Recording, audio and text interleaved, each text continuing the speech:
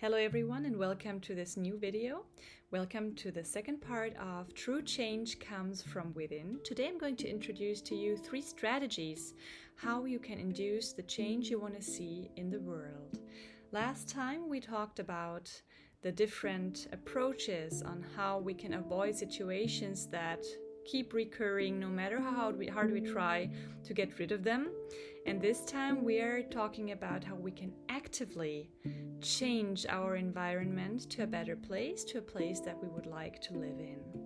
So the first strategy I would like to point out with you is that whatever change you want to see in the world, you should be this change.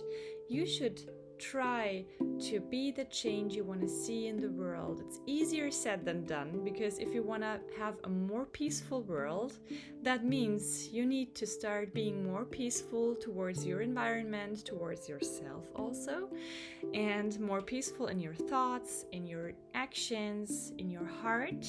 And that's a piece of work, I promise. It is not something that happens from today until tomorrow. It's something that's a real process. If you want to have a world with more friendly people, for example, try to be more friendly yourself. Where can you be more open-heartedly towards other people? You will see you'll get a response immediately. Last time I went to the supermarket, I did this little challenge for myself and I smiled at everyone that made a grumpy face, and about 80% of the people I smiled at, they smiled back and they were actually really startled. They were like, ooh! And then they smiled and they were really happy someone actually smiled at them. So you never know what someone's going through.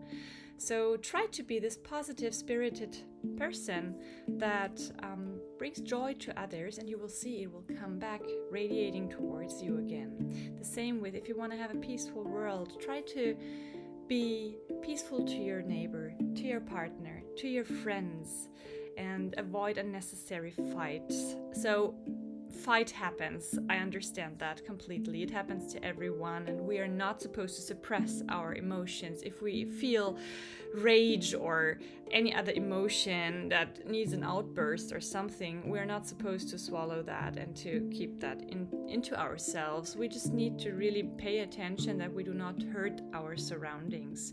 We can talk about it. We can talk everything through in a peaceful way, but we can still tell them, hey, I'm really angry right now. How can we change the situation? Even anger and rage can be vented in a peaceful way without swallowing it down. Yeah, so that's the first part, if not the most important one. But the second one is also no less important, actually, because it is about not being judgmental. You should stop judging situations, people, your surroundings. People tend to be very judgmental all the time. So it's a normal thing. We learned being judgmental from when we were kids. We were judged in school by the school system. We had to take tests. We were always judged. We were always in some kind of comparison, competition, and that's a thing that really needs to stop if you want to create a more friendly, peaceful environment, if we want to be in a positive spirited environment. All this judging needs to stop. You can observe things, right? You can tell yourself, oh, this color I don't like very much, but that's it. You don't have to come to conclusion that this person has a bad taste or is stupid or whatsoever. So this judgmental thing has a quite low energy. Being judgmental also means that, or mostly means that we are not willing to see our own mistakes. If we always judge others, then on the other hand, we keep judging ourselves, which is no less toxic. We look into the mirror and we see someone and we're like, ugh, I'm so stupid, I'm not worth of this, I'm not worth of that. I also said that in the last video, that this creation of self-worth also creates a more friendly and positive environment for ourselves. So judging needs to stop for oneself and for the outside world as well. So it's more like about observing things.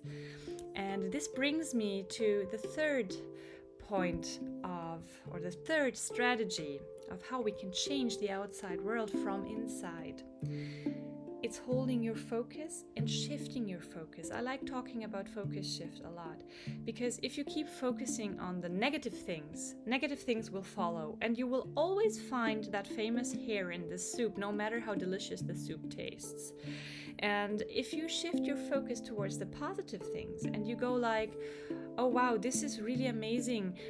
I mean, there is some criticism maybe, but the core point is really good, and you keep the focus there, the whole situation is gonna change, because you radiate a positive energy, you rise your vibration, and by being in this positive focus. Or for example, I did a video on the winter time last winter. When you hate the cold, you should focus on the warm and beautiful things that are also present during that time, and things will change. The attitude towards the so-called negative things will change, and the positive things will come following you. Positive things are coming to you, they are following you when you start shifting your focus towards them and looking out for them instead of the negative ones. Because believe me, you will find something bad or negative in any situation if you just keep looking for it, or in almost any situation.